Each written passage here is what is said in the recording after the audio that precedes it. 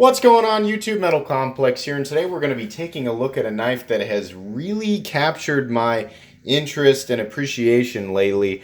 This is the Cold Steel Tuff Lite. Now, this is not a new knife. A lot of people are very aware of it. I had this knife recommended to me in the comments section, and I checked it out and was instantly attracted to the blade shape and the ergonomics, the idea of being able to get my hands all the way around the handle and the finger choil and control a very small utilitarian blade. On top of that, the biggest thing that attracted me to it was the price. $32, I think, is what I paid for this knife. Very interesting, very cool. Let's go ahead and get some measurements here. Overall length of the Cold Steel Tuff Lite, 6 inches. Not going to take up a lot of room in your pocket. From the tip of the blade to the scale, 2.6 inches probably. The cutting edge is right at 2 inches. You can see there, we're right in front of that sharpening choil there. 2 inches on the cutting edge. Let's do some size comparisons here. Up against the Ontario Rat Model 1. Rat 1 coming in at 8.6 inches overall. Up against the Paramilitary 2. PM2 coming in at 8.3 inches overall. Up against the Benchmade Griptilian, or in this case, the Ritter Hogue.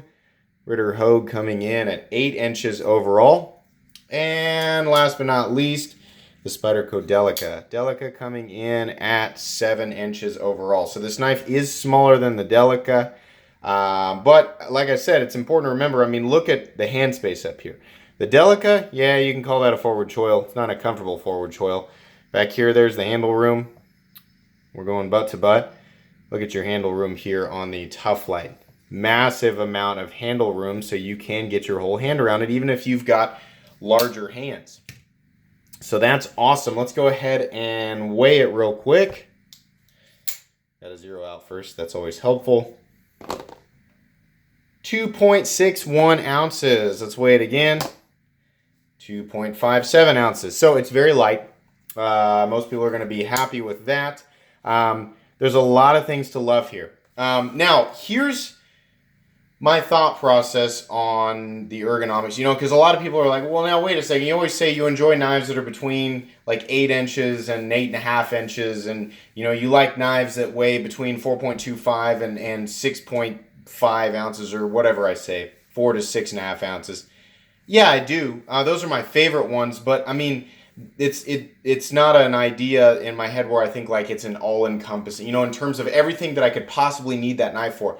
The size and the weight is more like my internal preference, like as far as like what my brain correlates to happiness that is derived from quality that is 100% perceived by me. Like it's an opinion based thing, and I there's no way for me to actually draw a line, you know, definitively to any one particular thing in terms of utility. Now, what I can say that I appreciate about smaller knives, definitely, or that my general rule of thumb is with any knife, is that if I can't get my hand all the way around it, I don't like it nearly as much. You know, I'll give it credit where it's due, but I just don't like it as much. I enjoy the feeling of control, and I don't have a feeling of control unless I can get my hand all the way around it. Thus, why I enjoy finger choils so much, you know? That's definitely something that I look for, even in the case of a PM2, like this one, where there's plenty of room on the handle one way or another. I just really enjoy being able to get right up close behind the blade. Now, another thing I want to talk about, you know, people are always like, why do you use that stupid mermaid knife to unbox stuff, and you know, not the Tuff Lite? You know, the Tuff Lite's the ultimate box cutter. There's nothing I can do about the Lady of the Sea. You know, when she beckons, it's my responsibility to do what I got to do. But in terms of this being like the ultimate box cutter, I agree. There are a lot of reasons to believe that, you know, this is like one of the best EDC box cutter style knives out there. There's a lot of them, and that brings me to my next point. I had a commenter say, and this is something that's said, like it's been said forever. Like I always find it in every comment section of every video that has to do with a knife. Why are you fussing about this knife? Why don't you just use a box cutter? And I think that's an easy thing for people to immediately think and say, hey, the best tool for that job is a box cutter. What really, I think what they don't realize what they're trying to say is if you are a person whose job requires you to cut boxes and only boxes all day, every day for eternity, then a box cutter is the best tool. And in that case, I would say, yes, that would be the best tool if your job was only to cut boxes. But my job does not require me to only cut boxes. My life at home and the jobs that I do around my house do not require me to only cut boxes. So while a box cutter is probably, a lot of people talk about, well, if you buy a knife and you sharpen it all the time, you can make up for the cost of that knife, versus what you would spend in razors. I don't think that's actually true. I think if you're going to, like if you work on a construction site and you're going to be cutting, the straps, and you're going to be cutting open, the paper off of shingles or whatever packaging that comes off of building materials, then yeah, buying a disposable or buying a box cutter with disposable razor blades probably does make sense. A lot of times it does. And a lot of times, the reason that many of us choose to carry a knife either alongside that or in place of that is simply because it brings us more happiness. Definitely. I'm not going to try and justify that one thing over another.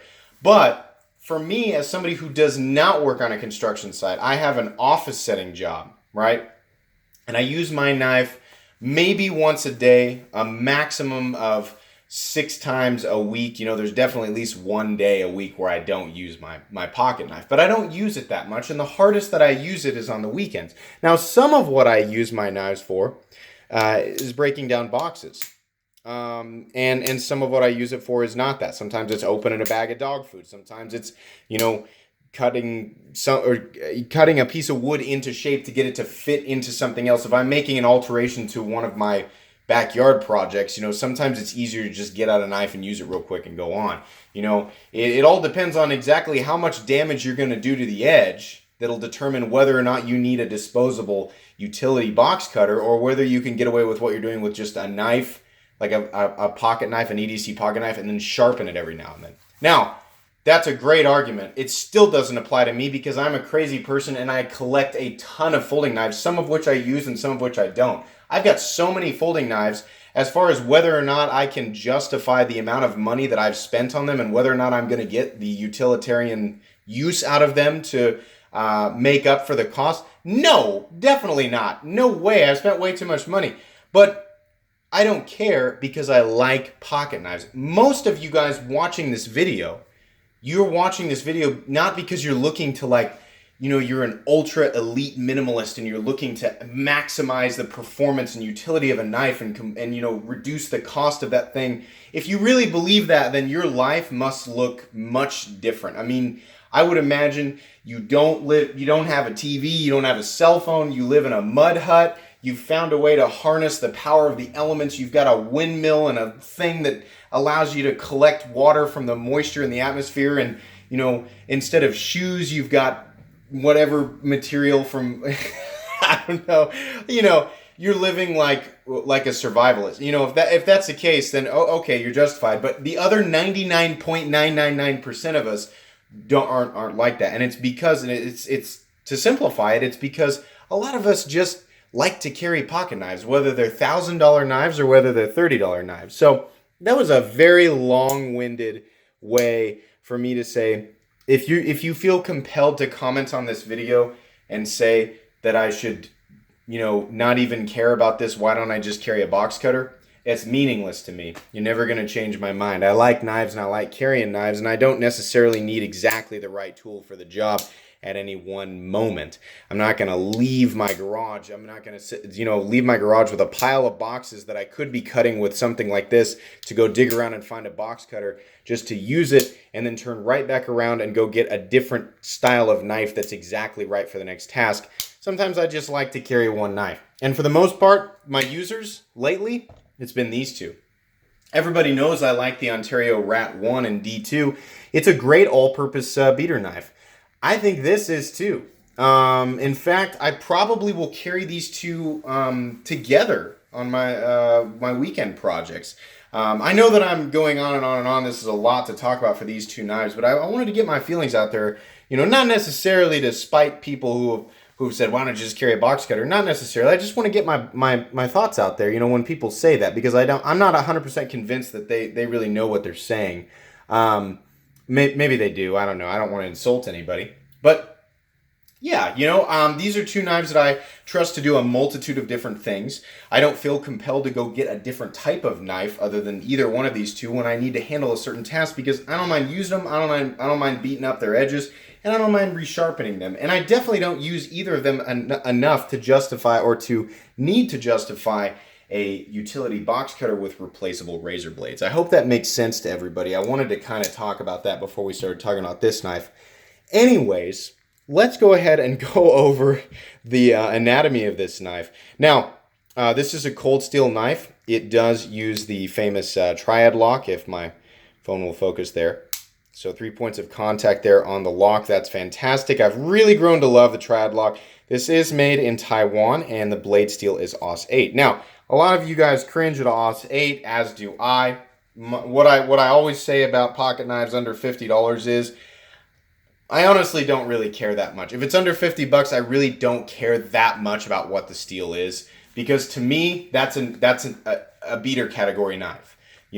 If I can get a sharp edge on it and it's going to function and it's got a good ergonomic design, I'm generally okay with it. I prefer the closer to 50. I like to see D2 if it's closer, back the other direction. I don't really care that much. At $30, I don't care that this is AUS 8 at all. AUS 8 is fine. It's stainless and it can be sharpened. That's totally fine with me. The blade shape on this guy is a Wharncliffe style, sort of looks like it looks like a little razor blade mixed with a toucan's beak. The thumb hole opener right there, which by the way is super convenient on this guy. It's so natural. When you pick up a pocket knife and you go to deploy it and you're like, oh yeah. That you watch a bunch of videos and you get an idea in your head of like how it's going to feel, and you go to open it the first time and it feels exactly like that, just feels good. This is one of those knives. Absolutely. The moment that you get it, you're going to open it up with your thumb. It's going to click into place and it's just going to feel right. It's really nice. The blade thickness on this guy, it's probably about the same thickness as the Griptilian or Ritter Hogue. Little thinner maybe. So I'm guessing this is 120 thousandths. It might be a little bit thinner than that. The Tuff Lite might be thinner than the Benchmade Griptilian. In fact, it's probably closer to the Delica. A little bit thicker than the Delica. So thicker than the Delica, thinner than the Benchmade Griptilian. Not thick at all. In fact, it comes to a very nice thin edge. I have absolutely used this. I've gone out and cut boxes with it. It does it beautifully. I have no reservations with it. It's still going. The edge is just fine. I broke down, I don't know, like 8 boxes. Some of them were pretty thick. Edge feels totally fine. Didn't develop any nicks or rolls. And if it does, well, I've got that KME that I'm learning how to use, so I don't have a problem messing up on this knife and just resharpening it until I get the edge that I want. But yeah, no issues with that whatsoever. The blade shape is perfect for this knife. I really, really like this choil. This choil on this knife is done better than 90% of the forward choils that I see on far more expensive knives. It is absolute in its, design in that it makes room for your finger. Your whole finger can get in there and it doesn't feel like it's going to go anywhere, and it certainly doesn't feel like it's going to run up on the blade. So that's great. The positioning of the the positioning of the jimping is great too, and the texture pattern on the jimping is perfect. It's not sharp, but it definitely creates a traction point for your thumb, which is awesome because in this position, if you really need to control, make a controlled cut or like a push cut, I guess. But when you're cutting cardboard and you need to have your thumb out of the way, this position here, this lock-in position, pushing straight into that cardboard, lots of power that you can apply behind that blade. Really, really nice. I cannot stress enough how much the ergonomics of this knife make me love to use it and want to keep using it for outdoor tasks, or indoor tasks. The name is so appropriate for this knife, Tuff Lite. I think this is probably the toughest. I mean, as far as like all the knives that I've handled, and I've handled a lot of knives, but there are a lot of you watching who have handled more knives than I have. For everything that I have handled, I think this is the best strength to weight ratio. I mean, in terms of like what you can use this for, like hard use versus how much it weighs. This is the best strength to weight ratio knife that I have ever handled. The scales are plastic. I don't know if it's FRN or if it's just really tough plastic or what, but they're thick. There's no liners on the inside. It's solid plastic. I can just barely get them to flex, but you really have to push down hard to get them to flex, and they don't move really at all. The only reason they do flex a little bit is because they're plastic, but they're pretty thick plastic. Other than that, all the integrity comes from the back lock of the triad lock. It's a pretty thick piece of metal, and that's what's holding everything together. But you know, the nice thing about that handle material is it's durable in the sense that it's just thick plastic. You know, it's not special, it's not exotic, it's nothing that you need to worry yourself about. You know, if I were to drop my Ritter Hogue and put a nick in that G10, oh yeah, that'd bother me. You know, that sucks. For some of you guys, you're like, I don't really care. But I'll tell you, I definitely don't care about plastic. You know, this is the type of pocket knife that I expect to see on a construction site or anybody who's doing anything outside. This is the type of knife you can definitely throw around, throw in the console of your truck, accidentally step on it, accidentally back over it with your truck, and I expect it would do I don't want to say, hey, go outside and throw this on the ground and run over it with your vehicle. I'm sure it'll be just fine. I don't know that for sure, but it certainly does feel tough for how small and light it is, you know? It definitely doesn't take up a lot of room in your pocket.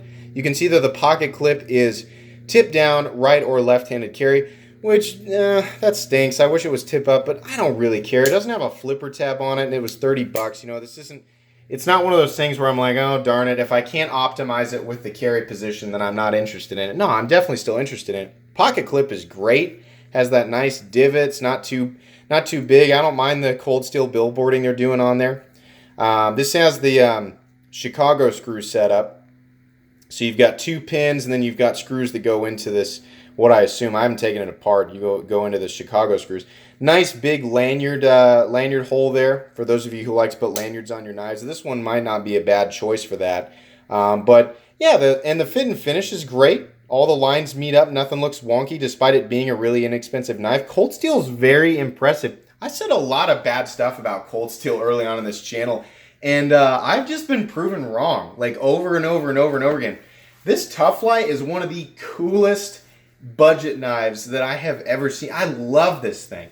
You know, yeah, I'd love it a little bit more if we could get a different, you know, a tip-up carry position for the pocket clip. But the fact that it's got right and left hand is fine. They're using Torx heads on it. It's got the triad lock. That's great. I would also have loved it just a little bit more if we had countersunk steel liners on the inside of there. And I know that'd make it just a little bit heavier, but it would just make me like it a little bit more. I don't necessarily think that it actually needs that. It's just, I would like it just a little bit more. But that's a nitpick. That's nothing, you know. It would also be more expensive. And it brings me to my last point. Here's what would make this knife perfect for me. Like, that would just blow me away. Put this, you know, give me tip up, give me countersunk steel liners, and make the blade steel D2 and make it $40. Oh my gosh. Yeah, then it'd be absolutely amazing, you know. But my guess is it would be more expensive than that if that were the case, you know, and it would definitely be heavier, and I don't think it would appeal to as many people as it does currently if that were the case. It might appeal to me more, it might be worth it to me, but, you know, it's just like any business who's, you know, manufacturing items like this for mass consumption. They want it to appeal to as broad an audience as possible, and I think they've got that with this design. They have a tough, dependable cutting tool with a great blade shape. It's very convenient in and out of the pocket, very convenient to deploy and put away. No issues there whatsoever. And it's made extremely well. It's very durable. By the way, no blade play up, down, left, or right. I should have said that way early on. That's That's awesome. This is a dependable, functional cutting tool that does exactly what it should. And I'll say it should be easy to resharpen, and it's stainless. Plus, you can get these in a multitude of different colors. You can get it black and red and blue and green and probably yellow. I don't know. I found this one on eBay. I want to say it was $32.99, fast and free, no shipping. Yes, it's absolutely worth that. This is like one of the... I'm going to definitely put this knife on my most recommended knives playlist. But just hear me now, say this. This is one of the most recommendable knives in my opinion. And it's why it made my top 5 list, my top 5 best first knives. And then I clarified and said, what I mean is like when people ask me like, hey, I've got X amount of money. In this case, let's say I've got under $50. I work on a construction site. I need something that's dependable, that's something that's a tool, something tough. Like, what would you recommend? It's going to be either the Tuff Lite or it's going to be the Rat 1. If somebody's like really concerned with the overall size of it, if they're like, I don't want to be carrying around a big blade like that, then I would say go with the Tuff Lite. Absolutely. These two knives are awesome. And the Tuff Lite, for a long time, there was nothing for me that could really touch that, that feeling of like dependable work knife. Nothing could really come close to the Rat 1. And the Bestech Lion's one of my favorite knives in that price range, but it's still not like my go-to, the knife that I grab if I need a knife to go out and beat on. Well, now I have a second one, definitely. The Tuff Lite, you're going to see this a lot on my channel. You're going to hear me make a lot of references to it. It's kind of a new golden knife that I'm going to talk about a lot, and I'm going to compare a lot of other knives too. And I'm sorry I'm late to the game on it. I know that this is a knife that a lot of people have been aware of for a long time, but this thing is just awesome. If you don't have one in your collection, I urge you to go pick a color that makes you happy and get one and go out and use it. It's awesome. You can see it here. I mean, how this thing fits in my hand. You can almost feel it in your hand right now. Watching me put my thumb up here and put my finger in this choil, I know you can feel it. I know you want one. Go for it. This thing is really cool. That is going to be pretty much it for today, guys. I hope you enjoyed this video. I hope you found it informative. If you did, please leave a like. And if you'd like to check out my other content, I do, of course, have lots of videos of knives that are either expensive or inexpensive that I do or don't like. So check those out. And if you enjoy all my content, then please subscribe to my channel because there is definitely more coming. Thanks again for watching, everybody, and have a great day. Before I go, I should probably point out this thing did come centered. It is not easy to flick out, as you can see there. And it's not easy to reverse flick, but you can do it. That was a weird way to end this video, but I just figured I'd throw that out there while you were watching me mess with it. So anyways, guys, thank you so much for watching and have a great day.